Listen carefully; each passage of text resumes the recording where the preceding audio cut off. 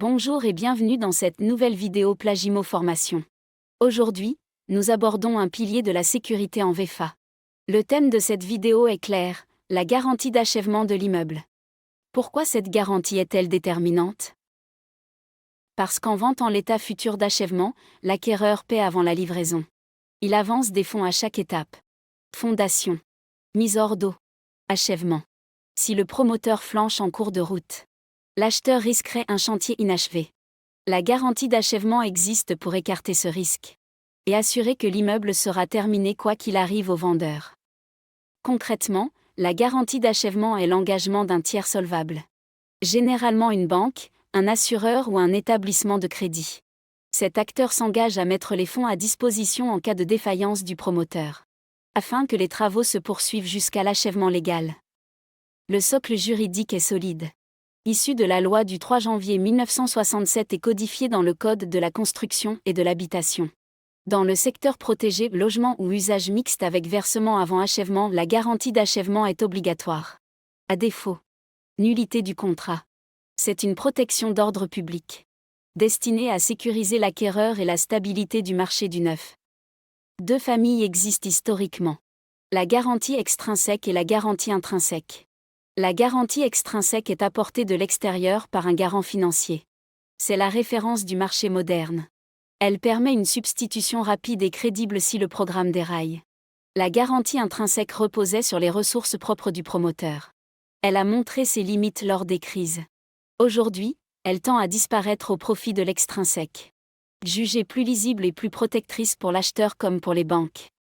Attention à ne pas confondre garantie d'achèvement et garantie de remboursement. La première sécurise la fin des travaux lorsque le chantier est engagé. La seconde restitue les sommes versées si les travaux ne démarrent pas ou ne peuvent pas démarrer. Nous y reviendrons dans la prochaine vidéo consacrée aux garanties de remboursement. Retenez déjà que ces deux garde-fous se complètent dans le temps. Enfin, notez que la présence d'une attestation de garantie annexée à l'acte est indispensable. Elle précise l'identité du garant, la portée de l'engagement et sa durée jusqu'à l'achèvement. Le notaire contrôle ces éléments et refuse de recevoir l'acte si la garantie n'est pas conforme. Gage de sérieux et premier filtre de sécurité pour l'acquéreur. Pour être véritablement protectrice, la garantie d'achèvement doit être clairement formalisée. L'attestation jointe à l'acte doit identifier sans ambiguïté le garant, la nature de la garantie, sa portée, sa durée et les conditions de mise en œuvre. Idéalement, elle est irrévocable, autonome et couvre l'intégralité du programme jusqu'à l'achèvement. Les pratiques les plus sûres précisent aussi le mode de substitution possible et la procédure contradictoire en cas d'activation. Trois acteurs tiennent la clé de voûte du dispositif. Le promoteur doit obtenir et maintenir la garantie en vigueur pendant tout le chantier. Il informe loyalement sur l'avancement et les appels de fonds. Le garant ou banque ou assureur apporte la force de frappe financière. À la moindre défaillance caractérisée, il débloque les fonds et organise la poursuite. Il peut mandater un pilotage externe ou un mandataire pour sécuriser délais et coûts. Le notaire joue le rôle de vigie. Il vérifie la validité de la garantie. Annexe l'attestation à l'acte. Contrôle la conformité des appels de fonds au cadre réglementaire. Sa vigilance protège immédiatement l'acquéreur. Quand la garantie se déclenche t-elle? Lorsqu'apparaît une incapacité avérée du promoteur à terminer l'ouvrage. Dépôt de bilan. Cessation de paiement. Arrêt prolongé du chantier. Impossibilité de financer les situations de travaux. Dans ces hypothèses, l'acquéreur n'a pas à attendre un long contentieux. Le garant prend le relais pour finir. Comment cela se passe en pratique? D'abord, une mise en demeure du promoteur. Restée sans effet. Puis saisine du garant avec pièces justificatives. Marché. Avenant. Situation. Constat d'avancement. Le garant diligente souvent un audit technique et financier. Pour quantifier les restes à faire, prioriser les interventions et sécuriser la reprise. Ensuite, il finance ou organise l'achèvement. Via les entreprises en place ou de nouveaux titulaires. En veillant à la conformité contractuelle.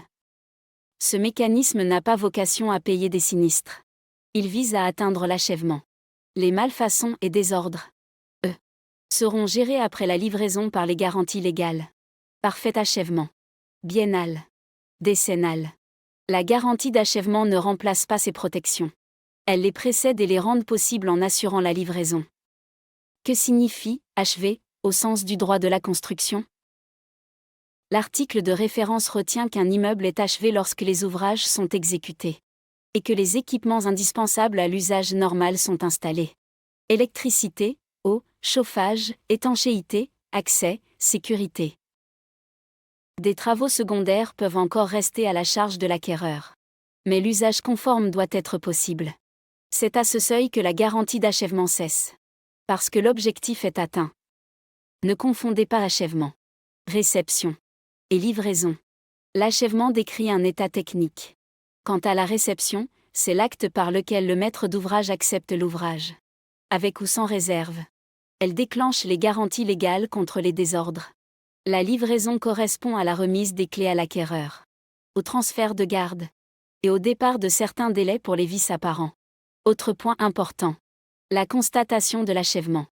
En VFA, aucun texte n'impose nécessairement l'intervention d'une personne qualifiée unique. Dans la pratique, le maître d'œuvre atteste. Et sa vigilance est déterminante. Il doit conseiller, signaler les désordres apparents, préconiser les réserves, voire déconseiller une réception si l'ouvrage n'est pas prêt.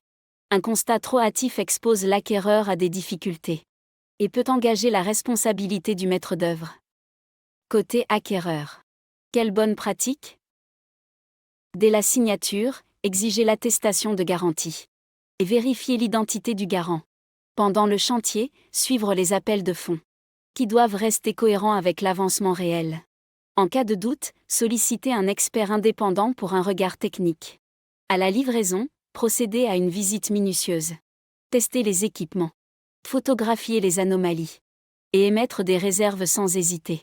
Enfin, conservez tous les documents. Procès-verbaux. Rapports. Courrier. Car la traçabilité accélère toute intervention ultérieure. En copropriété, la garantie d'achèvement couvre aussi les parties communes indispensables. Ascenseur, colonne montante, ventilation, réseau, sécurité incendie. Le garant veille à ce que l'ensemble soit opérationnel, afin d'éviter une livraison impraticable. Quels risques apparaissent le plus souvent lorsqu'un programme déraille ? Des retards chroniques, un arrêt de trésorerie, des entreprises impayées, ou un marché mal dimensionné au départ. Les signaux d'alerte sont connus. Appel de fonds décalés par rapport à la réalité. Informations laconiques ou contradictoires. Changement brutal de planning. Multiplication des avenants non financés. À l'apparition de ces indices, l'acquéreur et le notaire doivent hausser le niveau de vigilance. Et ne pas hésiter à interroger le promoteur. Voire à alerter le garant si la situation se dégrade. La garantie d'achèvement s'articule avec d'autres protections. Avant le démarrage. La garantie de remboursement protège les sommes versées si l'opération n'aboutit pas. Après la livraison, interviennent la garantie de parfait achèvement pour tous les désordres signalés la première année. La garantie biennale pour les équipements dissociables pendant 2 ans.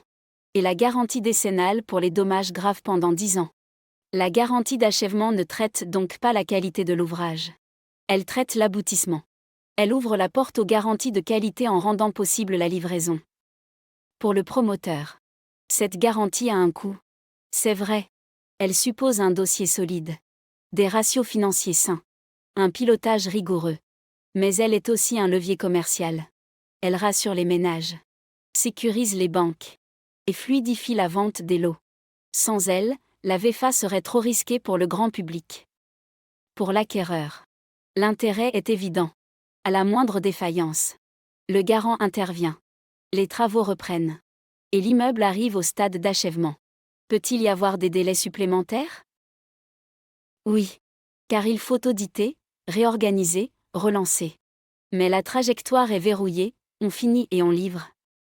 En conclusion, la garantie d'achèvement de l'immeuble est la clé de voûte du régime de la VFA.